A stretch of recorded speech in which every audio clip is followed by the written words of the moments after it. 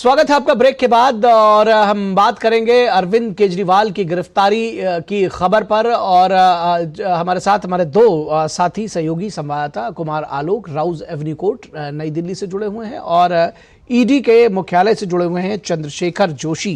चंद्रशेखर, अगर आपके पास पहले आए तो क्या जानकारी आप देंगे, क्योंकि ये खबर हमने अपने दर्शकों को बताई है कि मेडिकल हो चुका है अरविंद केजरीवाल का, और कब तक उनको यहाँ से ले जाएंगे राउज एवेन्यू कोर्ट, इस विषय में कोई जानकारी मिल पाई है क्या?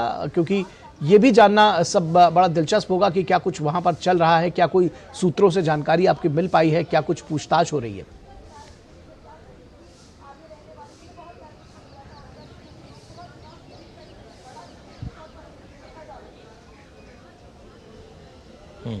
चंद्रशेखर, आप हमें सुन पा रहे हैं? अभी क्योंकि आपने मेडिकल की बात की, क्योंकि कोर्ट में पेश करने से पहले मेडिकल जिस प्रकार से कराया गया ताकि वहाँ पे कोर्ट में भी ये रखा जा सके कि ये केजरीवाल का जो हस्ताक्षर किस प्रकार से है।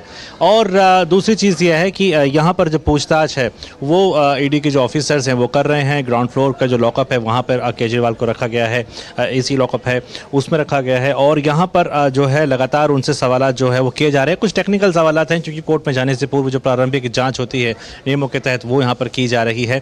और हालांकि ईडी के पास जैसे कि कहा जा रहा है कि तमाम सबूत जो हैं वो हैं, लेकिन फिर भी कुछ तकनीकी सवाल जो ईडी जानना चाहती है केजरीवाल के साथ वो लगातार उससे कर रही है। और एक के बाद एक लगातार उनसे सवाल जो किए जा रहे हैं जिसके जवाब जो है वो अरविंद केजरीवाल दे रहे हैं। और इसके बाद यहाँ से जो राउज एवेन्यू कोर्ट में यहाँ से जो है केजरीवाल को ले जाया जाएगा, जहाँ पर ईडी उनसे रिमांड की मांग करेगी कोर्ट से। और इसके बाद जो है वो आगे की प्रोसेस उस प्रकार से चलेगा कि कोर्ट किस प्रकार से फैसला देता है। ये रिमांड 10 दिन की भी मांगी जा सकती है, 7 दिन की भी मांगी जा सकती है। तो यहाँ पर फिलहाल सभी की निगाहें जो हैं वो ईडी दफ्तर के गेट के बाहर लगी हुई है निखिल, कि यहाँ से कब अरविंद केजरीवाल जो है वो ले जाए जाते हैं राउज एवेन्यू कोर्ट के लिए। जी, निश्चित तौर पर राउज एवेन्यू कोर्ट पर हमारे संवाददाता कुमार आलोक बने हुए हैं। क्या जानकारी देंगे, क्योंकि आज अरविंद केजरीवाल के मुतालिक 2 जगहों पर अदालती कार्रवाई है, एक सुप्रीम कोर्ट में जिसके बारे में विकास सारथी ने बताया, और दूसरा राउज एवेन्यू कोर्ट में। राउज एवेन्यू कोर्ट पर कुमार आलोक, ये जानने में लोग ज्यादा इंटरेस्टेड होंगे कि आखिर कितने दिन की रिमांड मिलती है ईडी को। क्या कुछ जानकारी आप देंगे? क्या कुछ वकीलों से आपकी बात हो पाई है या जो ईडी के लोग हैं उनसे बात हो पाई है कि किन चार्जेस के साथ पे और क्या कुछ वो पूछना चाहते हैं? कैसे कैसे बढ़ेगा आज दिन अरविंद केजरीवाल के लिए?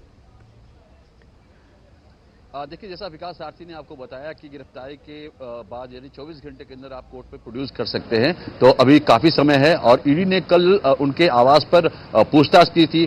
ऐसा माना जा रहा है कि 20 क्वेश्चंस अरविंद केजरीवाल से ईडी ने किया था, और उसमें यह भी बताया जा रहा है कि काफी सारे प्रश्नों का उत्तर केजरीवाल ने नहीं दिया। इसके अलावा रात में भी इनका मेडिकल चेकअप हुआ था और आज सवेरे भी उनका मेडिकल चेकअप हुआ है। और कहा जा रहा है कि 2 घंटे से ज्यादा पूछताछ ईडी के दफ्तर में होगी। उसके बाद यहाँ पर राउज एवेन्यू कोर्ट लाया जाएगा, जहां पर जो prevention of money laundering act है उसके अंदर यहाँ पर कोर्ट में जिरह होगा। और ईडी चाहेगी कि ज्यादा से ज्यादा दिनों तक रिमांड हमें दिया जाए, क्योंकि काफी जटिल मामला है। और आपने के कविता के केस में ये चीज देखा था कि सेम चीज अरविंद केजरीवाल के साथ भी हुआ है। तो अब आज देखना होगा कि राउज एवेन्यू कोर्ट में जब प्रोड्यूस होते हैं तो क्या कुछ होता है। दूसरा जो टेक्निकल सवाल एक उभर के आ रहा है पॉलिटिकल सर्किल में खास करके, वो आ रहा है कि अरविंद केजरीवाल की गिरफ्तारी के बाद अब ये प्रश्न चिन्ह लग रहा है कि क्या केजरीवाल इस्तीफा देंगे। बिल्कुल। लेकिन आपने देखा होगा कि उनकी मंत्री जो है आतिशी, उन्होंने साफ कहा कि नहीं, केजरीवाल जेल से ही सरकार चलाएंगे।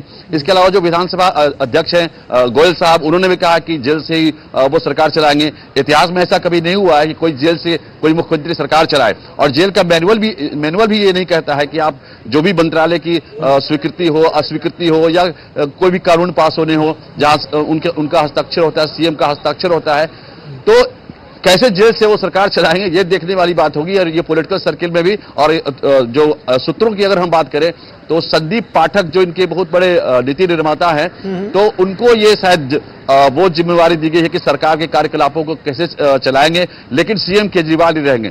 तो ये आने वाले आने वाले घंटों कुछ घंटों में ये सारे जो परतें हैं वो परतें खुल जाएंगी। लेकिन यहां पर आप देखें कि पूरा का पूरा सुरक्षा व्यवस्था जो दिल्ली पुलिस के द्वारा या जो रैपिड एक्शन फोर्स के जवान हैं यहां पर हैं। यहां इस राउज एवेन्यू के बगल में ही भारतीय जनता पार्टी का मुख्यालय है और यहां पर हम कोर्ट में खड़े हैं, यहां से भी बिल्कुल पास में आम आदमी पार्टी का कार्यालय है।